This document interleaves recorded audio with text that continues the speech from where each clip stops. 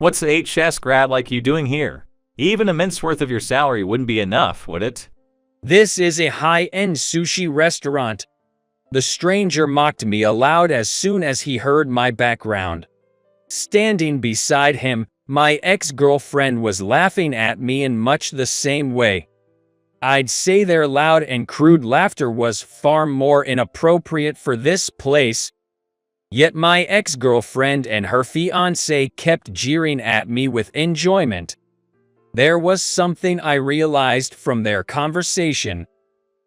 Looks like I can give them a piece of my mind too. My name is Jack Smith. I've lived a comfortable life with my family. Father as a civil servant, mother as a part-time housewife, an energetic younger brother, and a kind sister. I love studying where the more effort I put in, the better results I got, and I entered a prep school near my home. I received high grades there too. One day, while I was having a good time with my friends, I was confessed to by Catherine from the class next doors. Catherine was the prettiest girl of the year, and I didn't think I was good enough for her. I assumed it was some kind of joke, but when she said, "Of course not, I confessed because I like you," I was overjoyed, and we started dating. My school life after that was probably one of the happiest times of my life. A stimulating environment where I could goof around with my friends and also motivate each other. Not to mention the time spent with my cute girlfriend. I thought these happy days would continue forever. However, it was all brutally shattered by a single phone call. It was when I had just become a third-year high school student.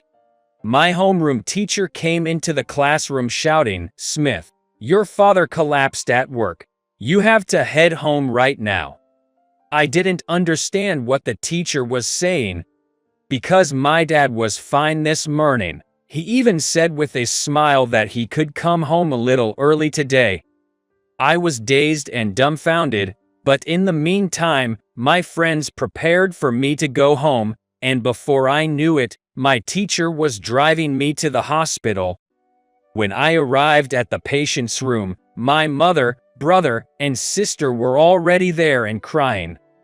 The doctor said that my father was in critical condition and we should keep talking to him. After that, I remember saying something to my father, but I don't remember what it was. My father, as if waiting for all of us to gather, quietly drew his last breath. The wake and funeral services went by in a flash, but it all felt unreal. I still felt like I was having a bad dream, but as time passed, I gradually began to realize that this was reality. I have to protect my family in place of my father. It was about time for me to decide on my career path. I wanted to enter college, but even if I chose a national university, it would still cost a significant amount. I have a younger brother and sister, so it's not like I can spend money on myself. I told my mother that I would get a job instead of going to college. What are you talking about? Don't worry about the money. My part-time employers said they would hire me as a full-time employee. You're smart, so go to college. My mother desperately advised me to go to college, but when she realized that I already made my decision, she reluctantly agreed. My homeroom teacher also suggested using a scholarship to enter college, but after considering my determination and family circumstances, they began to help me look for suitable job opportunities. I also reported my decision to not enter college to my friends and Catherine. Among my friends, some criticized my choice, but my close buddies supported my decision. As for Catherine, Why? You can go to a national university, Jack. Why not just use a scholarship? To Catherine, it seemed my decision to not pursue higher education was unbelievable. Well, just trying to go to college costs money, and I still have a brother and sister at home. I love studying, but I haven't really thought about what I want to be in the future, so I'm not that desperate to go to college. I lied to Catherine. The truth was that I had a dream job and wanted to go to a college where I could study specialized subjects, but considering my siblings, I had no choice but to give it up. Catherine, who did not seem satisfied with my words, became clearly disgruntled and coldly said, "What? That's disappointing. I was dating you because I saw a future in you. I can't deal with late chess graduate without ambition. Let's break up," and left. To think I'd lose both my father and my beloved girlfriend. But it seems like Catherine wasn't after me but the title I might have gotten in the future. While it came as a shock, I was able to gradually recover thanks to the support of my friends. After that, with the help of my professor, I landed a job as a clerk at a great company. For the sake of my supportive friends, my teacher, and my family, I committed myself to my job. 2 years passed by in a flash, and I was to attend my coming-of-age ceremony. At the ceremony, I got to meet old friends and enjoy the lively atmosphere, but that atmosphere was shattered by the arrival of Catherine. Oh my, if it isn't Jack. I'm shocked to see you here considering your fall from grace. Catherine, it's been a while. What do you mean by fall from grace? I responded to Catherine as calmly as possible. Well, you used to have top grades and an elite HS, but now you're just an office worker that anyone can be. You're nothing more than a failure. Upon uttering this mockery, Catherine began talking about how happy her student life has been, how she went to a prestigious private university and had been working as an amateur fashion model, how she won the college beauty contest, and how busy she's been ever since. Although she doesn't have a specific BF, she enjoys a glamorous life attracting the attention of many men around her. She was chatting non-stop, unprompted. The Catherine I knew was strong-willed but was a kind girl with many friends. However, the current her made sarcastic comments and had no intentions of correcting her mocking attitude. She must be like this to others as well. No one was approaching Catherine, and she was clearly isolated. It sure is uncomfortable to talk to or be around people coming from a lower social hierarchy. Oh well, losers should stick just together, LOL. Upon laughing as if to mock all those around her, Catherine quickly left. I couldn't even catch a glimpse of the Catherine I once liked. My memories with Catherine were happy ones, so even though we had a terrible breakup, I didn't harbor any resentment. But seeing Catherine as she is now, I feel a sense of pity and sadness. Jack, are you okay? Catherine wasn't that terrible before. I was surprised. The one who talked to me was Lauren, a high school classmate. We were in the same class for 3 years, and she was one of the friends who supported me during my hard times. You said that terrible, so did you always think she was kind of bad? I was curious about Lauren's words and asked. Yeah. Catherine's been declaring since high school that she'll become a celebrity in the future. That's why she said she wanted to date you, someone who's academically excellent and has a promising future. But she didn't go so far as to insult or look down on others back then. Lauren answered with a wry smile. I see. I bet Catherine is over the moon living life akin to a celebrity, to the point that she doesn't even realize how arrogant and vulgar she's acting. I hope I never see her again. With that thought, I continued to enjoy my time with my friends. A few days later, I was at work, fighting the urge to sleep. It's been 2 years since I joined the company, and I've been wanting to acquire some special skills. As a result, I started studying programming and IT that I've been interested in for a while, and slowly gained qualifications. Using those qualifications, I started a side job in secret. Recently, It's clear that the side job has become too much. That's because my younger brother was accepted to college, and I needed more money than ever. My brother plans to use a scholarship, but I still wanted to prepare as much as I could. With that in mind, I threw myself into work and the side job. Although my company didn't prohibit side jobs, it wasn't a very favorable environment for it, so I tried to keep it a secret. But that day, coincidentally, the deadlines for my side job piled up, and I had to fight off sleepiness after staying up all night to work. Smith, come over here for a second. While I was dozing off, I was called into an empty meeting room by my senior, Thompson, who was a skilled worker and popular among the staff. Have you been out partying at night? You look sleepy and unfocused at work. I was taken aback by Thompson's harsh tone. No, I wasn't out partying. The thing is, I've been doing a side job. As I made up my mind and relayed my reasons, Thompson started laughing aloud. Hey, don't take me too seriously. It was a joke. I didn't really think you were out partying.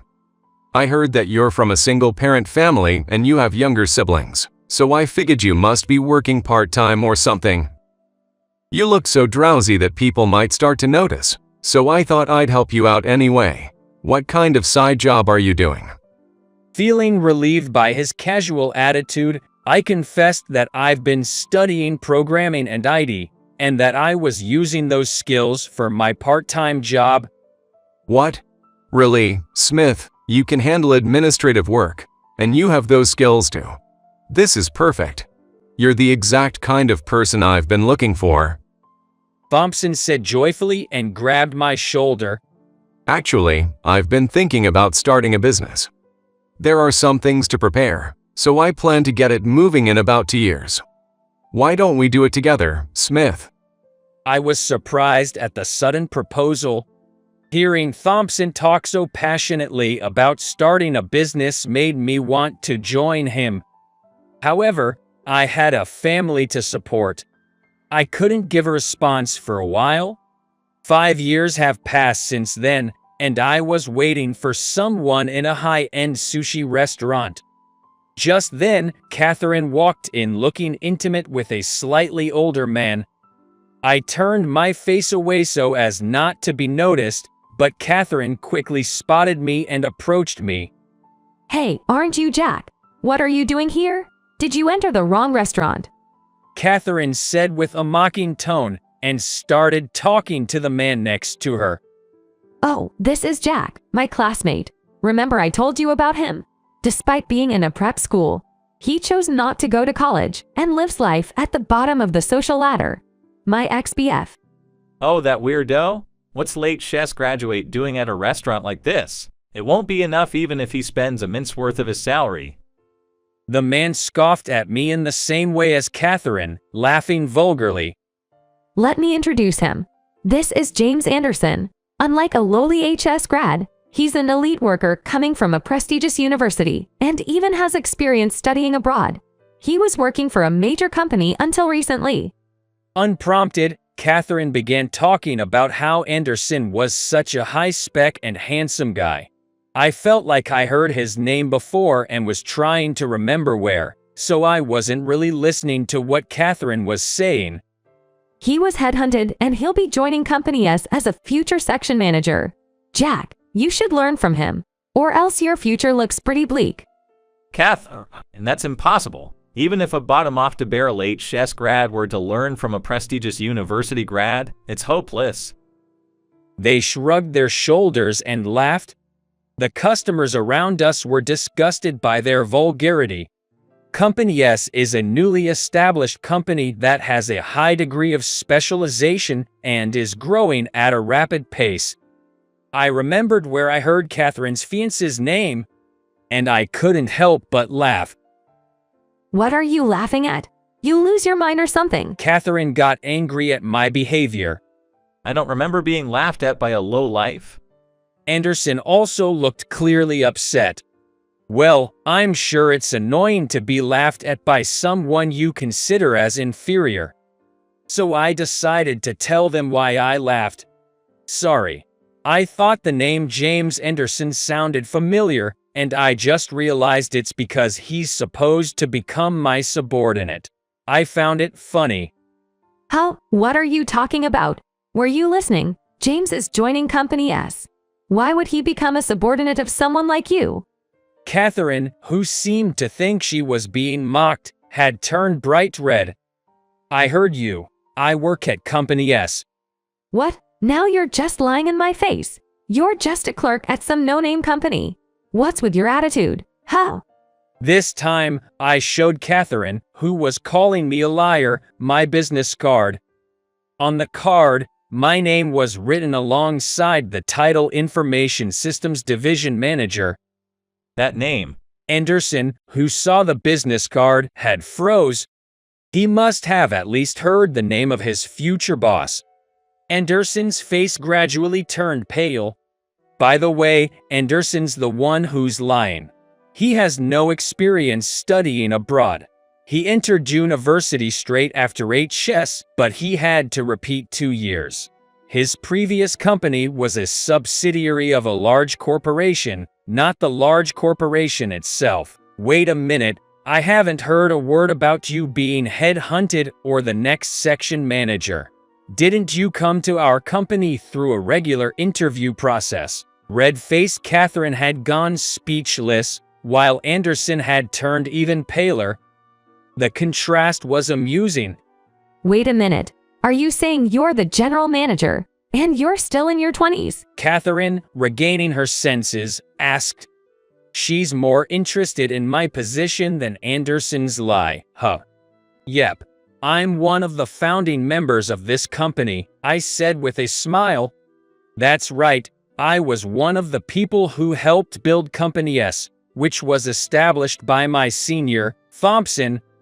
Thompson was persistent and tried to convince me every day when I was still unsure of my decision. My desire to join the new business grew stronger day by day, and I finally decided to discuss it with my family. That's great.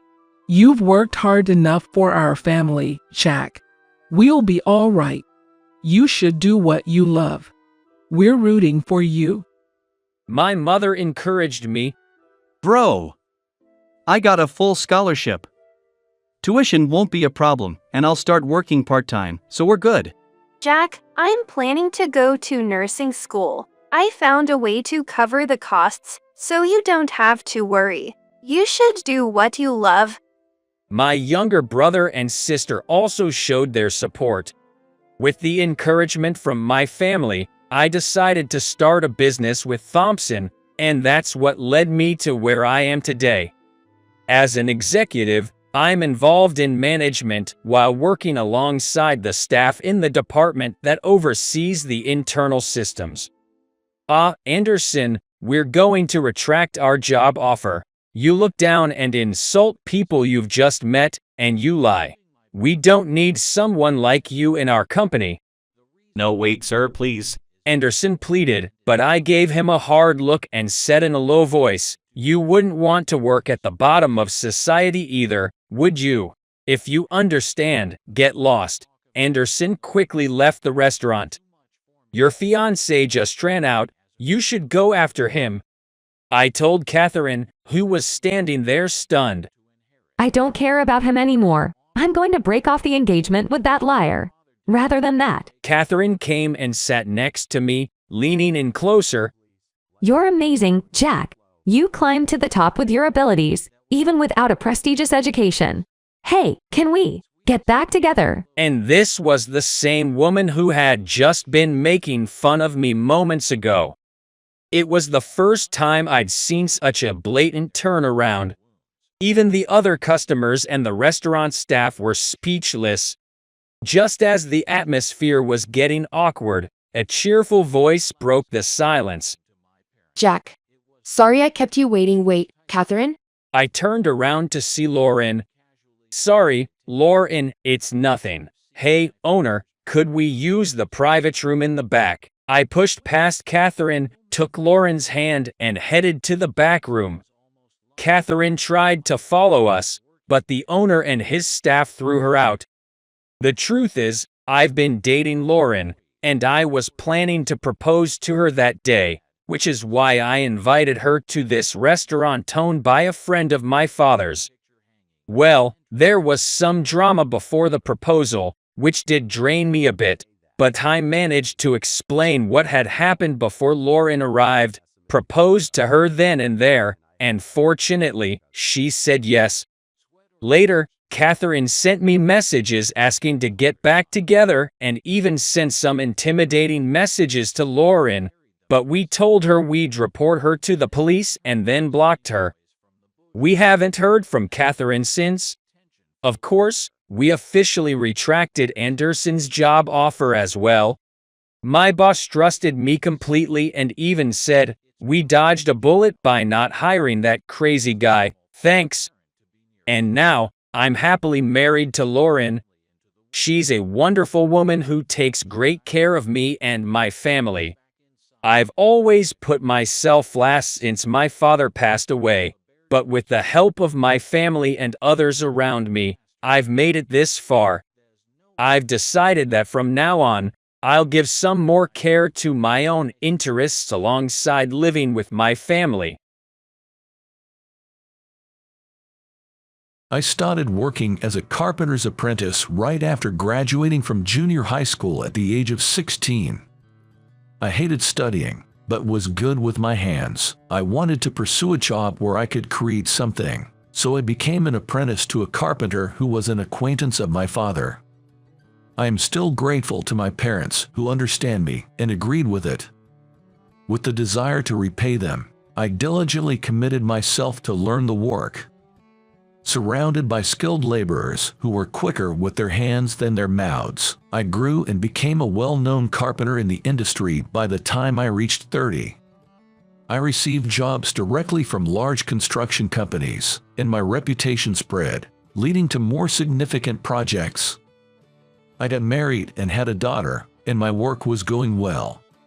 I believe that was the best time of my life. However, when I was 50 years old, there was a small accident at the site. The materials I had piled up collapsed.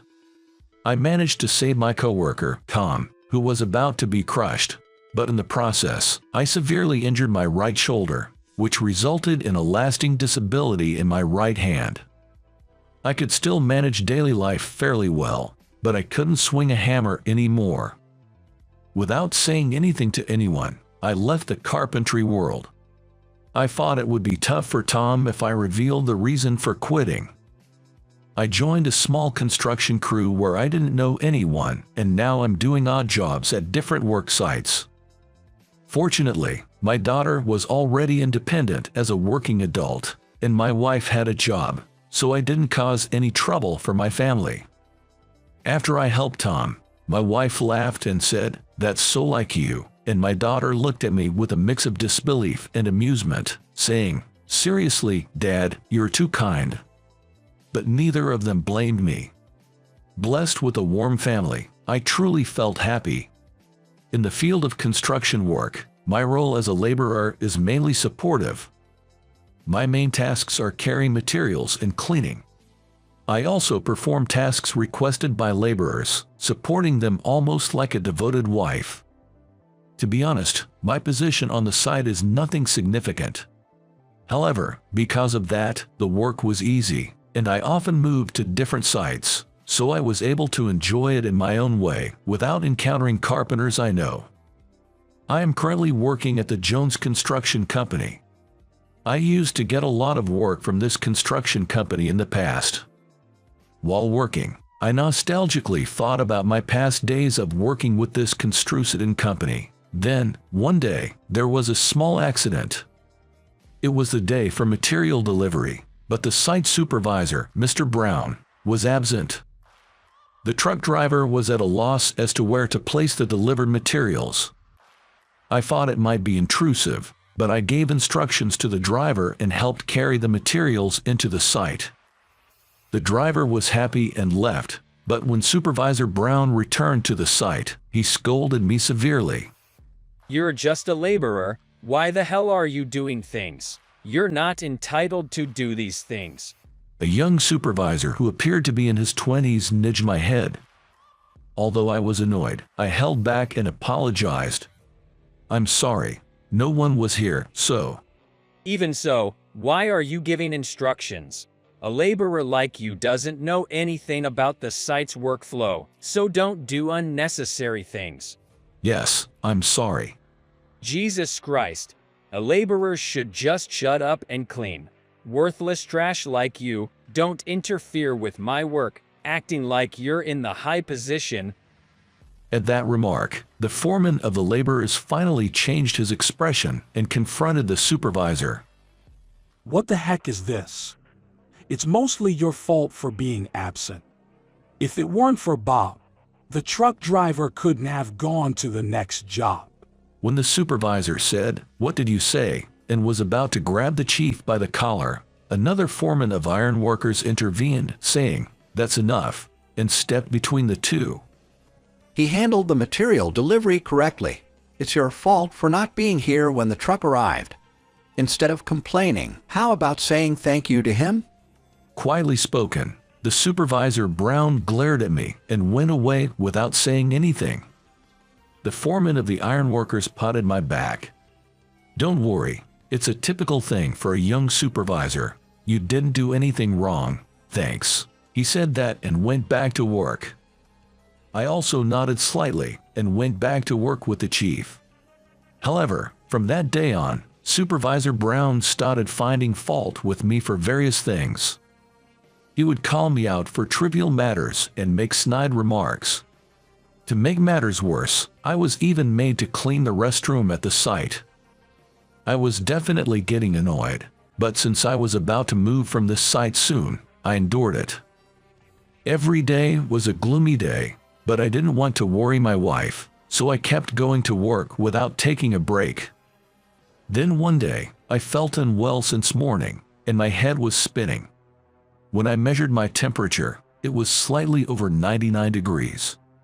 I thought about taking a day off, but today was the day for loading, and I really didn't want to miss it. Are you okay? You look pale. My wife Kate peered at my face with concern, but I smiled and replied, "I'm fine. I'll be done with work today. I'll take a day off tomorrow." After finishing my coffee, I got up and packed the lunchbox Kate had made for me into my backpack and left the house. When I arrived at the site, there were a large number of items for loading. I carefully carried them, but around noon, my fever started to rise and my legs became unsteady. Bob, what's wrong? The foreman hurriedly supported me as I stumbled. But I ended up dropping the items I was carrying. Your face is all red. Don't you have a fever? The foreman said with concern, peering at my face, and at that moment, Supervisor Brown came running, saying, "What are you doing?" He glared at the fallen items and sneered, "Can't you even carry a single item properly? You're useless." Mr. Brown, Bob may have a fever. Can I let him go home? The foreman said, but Supervisor Brown said no, and glared at me. A damn construction worker who's useless for anything else, and today is the only day he may be able to do some work. You have a fever on a day like this. Can't you even manage your health? You're such a jerk and lowlife. The usual sarcastic remarks began, but I didn't have the energy to retort. My head was spinning, and I felt nauseous. Hurry up and carry it. Don't dawdle. I was tapped on the shoulder, and I almost fell backwards. At that moment, I heard a shouting voice, saying, "Stop it." "What did you say?" said the supervisor, and he turned around. There, I spotted a familiar figure. It was Tom Smith, my former colleague. "What the hell did you say? Who do you think you're talking to?" Tom walked towards us boldly and grabbed Supervisor Brown by the collar.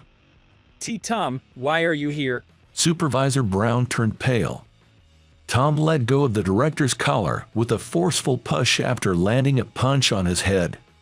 "Just shut up. because your planning is so messed up and we're falling behind schedule. The president told me to go help you. Tom spat out his words and then looked at me. Hey, Bob, long time no see. He bowed his head. I looked at my old comrade. It's been a while. I've heard you are the head of the main team directly run by the construction company. That's quite something. The main team is a group directly employed by the construction company. At the construction site, there are various professionals who gather, but they all work as subcontractors receiving jobs from the construction company. The main team, however, is not a subcontractor but directly employed by the construction company. Young Supervisor Brown wouldn't stand a chance against someone like Tom. Tom's face turned teary as he shook his head. I owe it to you, Bob, that I can now work like this. This is all thanks to you. I didn't know you quit being a carpenter and became a construction worker. Why didn't you tell me? I didn't know how to respond. The supervisor looked at us with a puzzled expression. Tom turned to the supervisor and said, "You know, Bob is my mentor and my savior. He was a famous carpenter in our industry, to the point where everyone knows his name. He was even chosen to work for Jones Construction, and yet, you dare to speak ill of him." Tom struck the director's head with his fist once again. With wide-open eyes in astonishment, the supervisor looked at me. I'll remind this guy, he said, and I looked at the supervisor.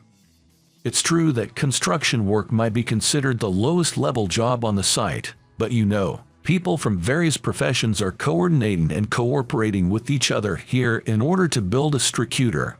Construction workers are essential in supporting the site, although their works are not visible. Mr. Brown, if you plan on continuing this line of work, you'll have to change your mindset from the ground up.